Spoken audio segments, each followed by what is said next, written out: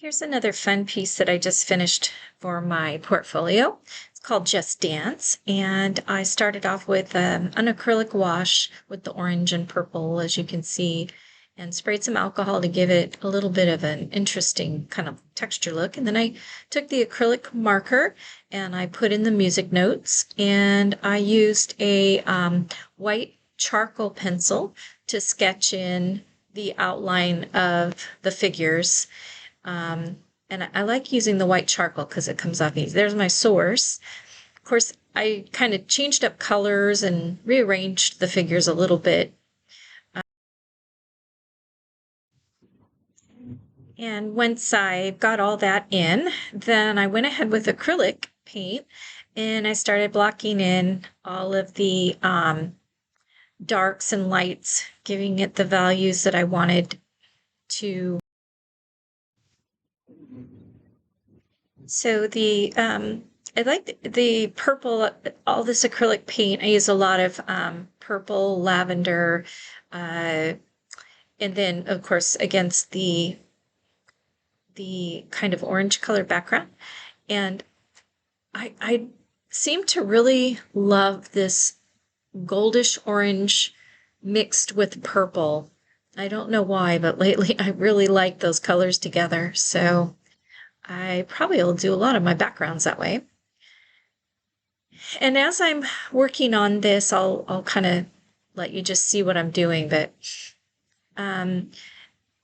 my portfolio, I started doing a few smaller ones, and I wanted to kind of do some just animals, wildlife, and some whimsical pieces. And I really love horses, so I wanted to throw those in there. And in my update for the Milan Art Academy, Milan Art Institute video, you'll see one of the other paintings that I worked on that also has a horse in it. I like laying down the acrylic first. It helps to fill up the canvas tooth. It also just helps me lay down just a good color background for like an underlayer for the oils. And that way when I go back in and add the oils, I've already kind of got everything blocked in. And it helps guide me, but it also just helps me to create a little more depth and thickness. And also, I just use big brushes and kind of sculpt in the basic shape. So at this point, I'm not really worried about detail. I'm just sculpting in the shape, giving it some kind of form to work from. And you'll see throughout that I make quite a few changes. Some of the shapes I carve down, or I build up, or whatever I need to do as I go. And usually I do all of that with acrylic paint. This one I kind of just laid in the forms, and then I moved rather quickly to oil. I think mainly just because I wanted to I wanted to move on to the oil part in order to finish it a little bit quicker.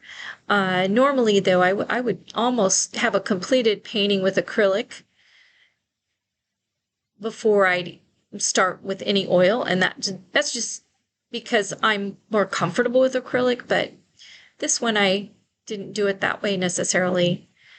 So you'll see when I switch to oils, because I'll do a cool color wash behind the figures. The other thing is, I realize when I paint this way how much I really enjoyed the first oil painting we did with the Milan Institute.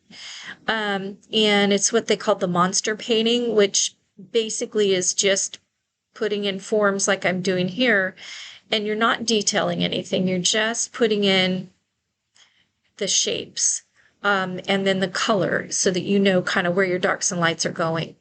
I really like that method, and I tend to use variations of that method in my paintings these days.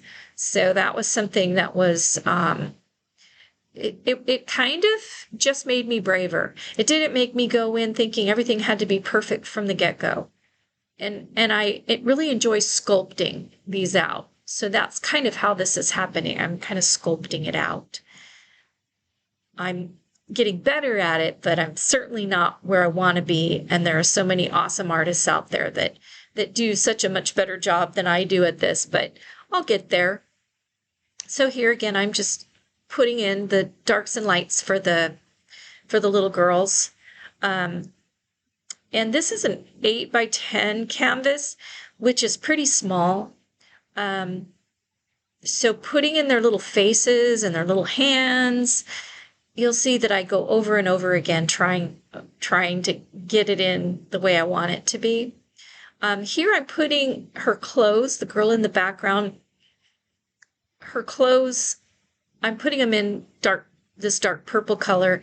Originally, I was going to have her in purple, but then I thought, no, you know what? I've got too much of a purple dominating here. So I later change it up. You'll see when I change it, because I realized I needed to throw in a different color.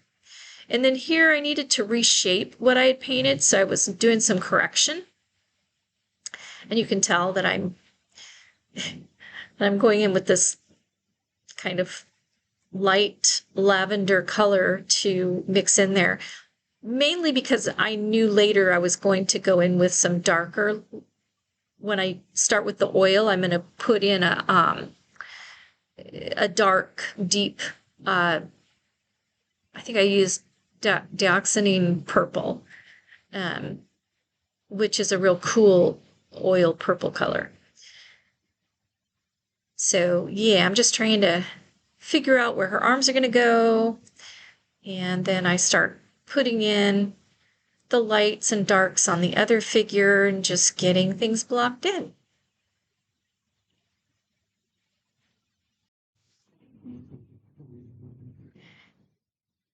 It's really been an interesting experience to take the Milan art course. I've always loved to paint, and I have learned quite a few new techniques and tricks and this and that.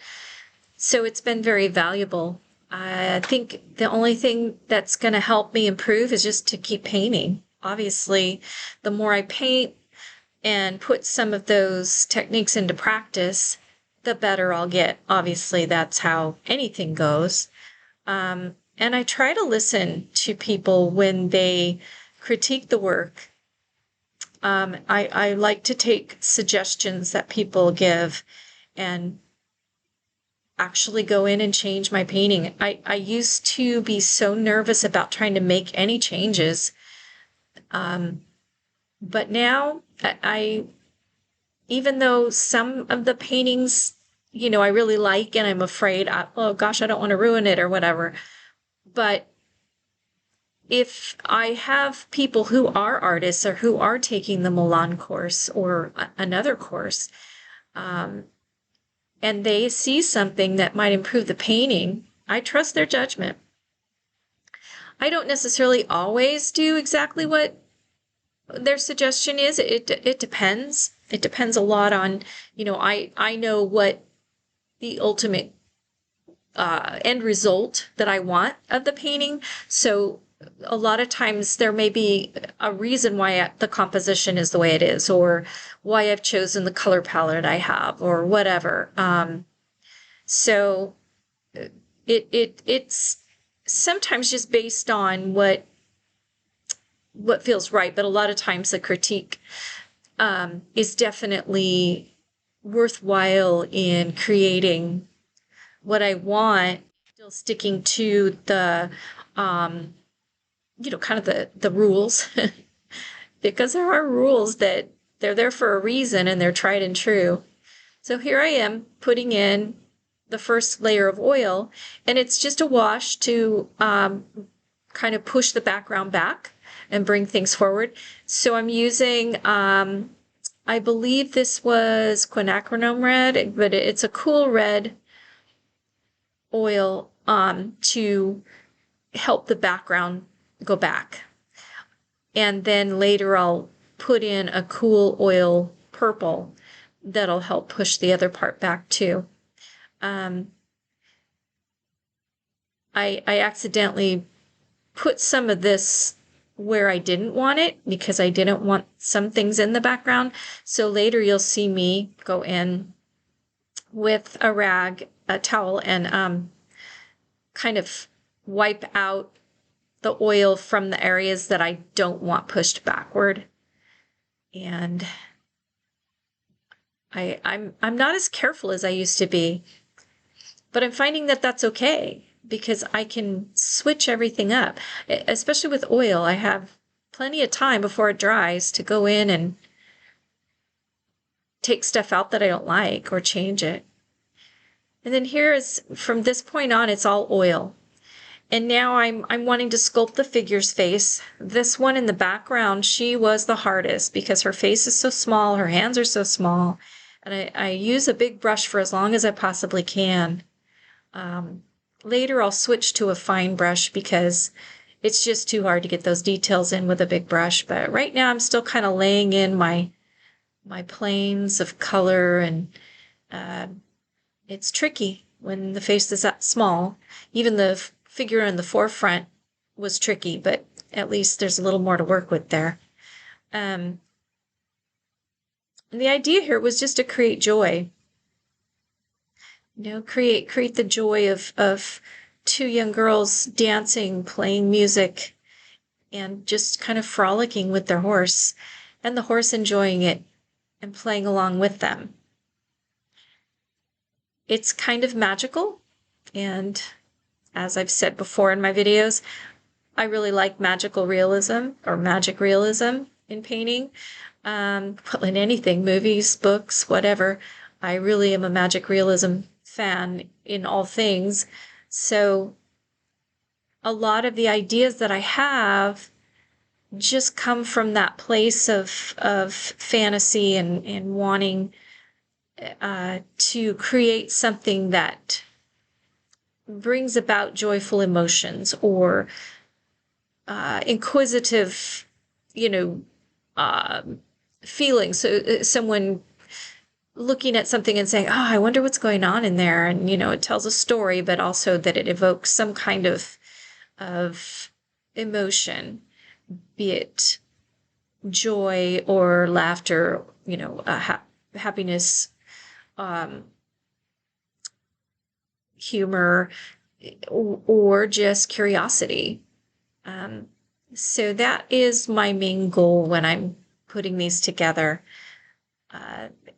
Then there are those that I want to try to tell a story or create some kind of symbolic meaning.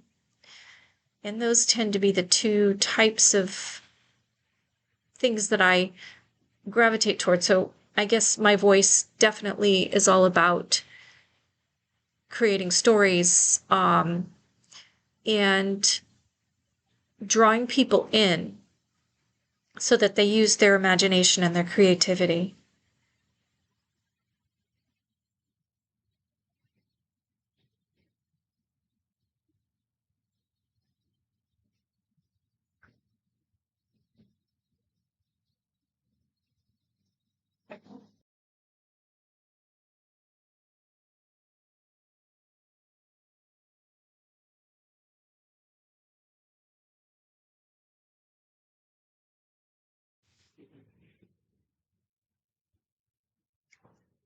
One of the other difficult parts about this painting was trying to get the flute. You'll see me start painting that soon, but trying to get the flute straight and trying to get her fingers in there, and a little bit tricky. I wasn't worried about the horse. I kind of left that till last. I don't even know if I filmed most of the horse painting, but this part took the longest and was the most challenging. And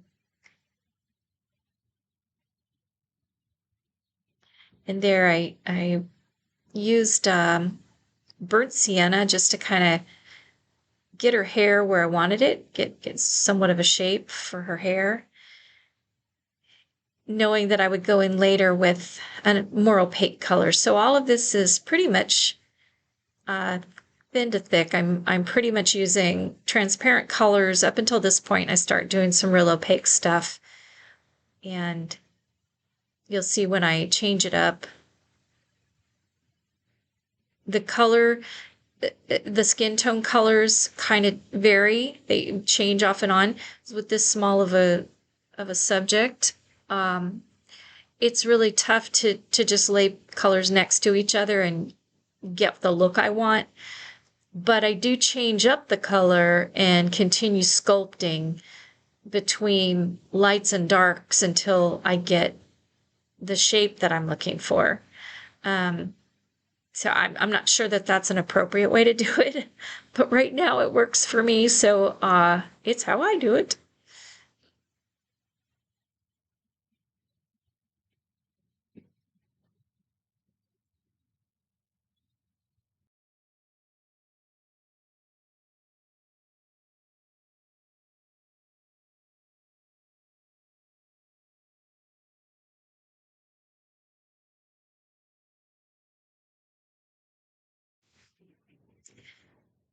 I had a comment on one of my Milan Art Institute review program review videos, and somebody asked me, how long I've been painting, and was it years? And yes, I've been painting since I was obviously since grade school, and found that I really loved it. Been drawing and sketching since then, and my only formal training other than in high school, was when I went to get my degree, and art was one of the classes, the required courses. And I always knew I wanted to take art classes, but I was so set on just having a career that paid the bills that I never thought about art as a career. So I never took formal classes. So Milan is probably the most in-depth formal training I would say that I've ever had. So I want to say that, yes, I've been painting for years, but as a serious painter, probably only in the last 10 years. And that was mainly acrylic, and it was commission work, wildlife, succulents, cactus, things like that. And I did do a lot of commission work.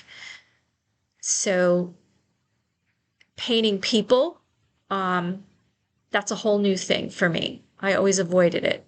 And now I'm gaining confidence, although I have a long way to go. But, for us to compare each other as artists, that's such a dangerous trap. I could look at other people's art and other people's videos all day, which I do sometimes. And if I'm not careful and I keep comparing myself to them, I would be so discouraged I would just quit, because there are so many good artists out there. There are people who it didn't take them long at all to become a professional artist and do absolutely amazing work. Hyperrealism is something that I always thought, wow, I could never do that. And I still can't. But, I do what I enjoy doing. And some people like it. Some people like my style. I have sold quite a few paintings, so someone out there likes it. And if they don't, they don't. But I love doing it, and I hope that people get something out of my videos that are valuable, just like I get a lot of valuable tips and information out of other people's videos. And I've bought other people's art. So for people who ask and wonder, wow, you've been painting that long, you've been painting for years, and you're still kind of at this primitive level. Well, we all move at our own pace. And again, for me to compare myself to others is just a discouraging thing. I've had friends who have shown me, they've shared with me on social media, hey, look at this artist, look how perfect it is. It looks like a photograph. Right after, they'll say that as a comment on something I've posted of my work. And to me, it's like, oh, okay, so what you're saying is mine doesn't look hyper realistic like that. It doesn't look like a photograph. Well, let me say this. Even if I could paint hyper realistically, I probably would choose not to. I prefer a painting that looks like a painting. That's just how I am. I wouldn't buy a painting that looks like a photograph, because if I want a photograph, I'll buy a photograph and frame it. I want a painting that shows paint strokes, that shows a little bit of whimsy. A painting that I know that the artist's hand and talent has created it in their own painterly way. That's not to say that I'm not impressed by hyper-realistic painters. I think it's amazing. It's just not my preference. So it's hard. It's hard to be out there and put yourself out there on video and share your images, share your art, because people are going to critique, or not even critique, sometimes just give their opinion that really is not helpful for anyone. It's more just them giving their opinion. And that's fine, because if I couldn't take that, then I certainly wouldn't be sharing my artwork. So here we are, and wrapping this up. It'll be done in a few minutes. And I appreciate you hanging in this long in this video. And any comments about things you like about it, things that you would do different if it were you, or comments about the subject. I am really happy to read those comments, so please feel free to do so. And I'm going to just let you finish watching this and add just a little bit of music for the end here. But let me comment. This little face, you'll see the finished product in the image that I post at the end. But this little girl's face in the back, in the green outfit, that was so hard. I have a magnifying glass, and you can see the clip up there to the right-hand corner. But I have a magnifying glass that I had to use to go in and fix her mouth and her teeth, because if anyone looks really close, I don't want them to say, wow, that looks horrible. From far away, it looks okay. But I wanted up close for it to not look mangled. So I went in with a fine detail brush and that magnifying glass to make sure that her little teeth didn't look funky in there. So I love the magnifying glass. It's really helped me with those tiny faces. All right, so I'm going to be quiet now and let this finish up. Thank you again for watching, and we'll see you on the next one.